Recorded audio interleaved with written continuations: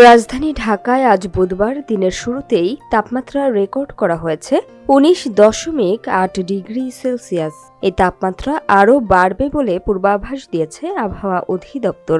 বুধবার সকাল 7টা থেকে পরবর্তী 6 ঘন্টার জন্য ঢাকা ও আশেপাশের এলাকার জন্য দেয়া পূর্বাভাসে এ তথ্য জানানো হয়েছে।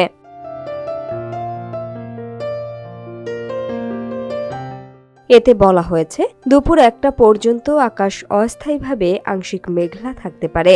আবহাওয়া প্রধানত শুষ্ক থাকতে পারে। এছাড়া পশ্চিম বা উত্তর পশ্চিম দিক থেকে ঘন্টায় 8 থেকে 12 কিলোমিটার বেগে বাতাস প্রবাহিত হতে পারে। সেই সঙ্গে দিনের তাপমাত্রা হালকা বৃদ্ধি পেতে পারে।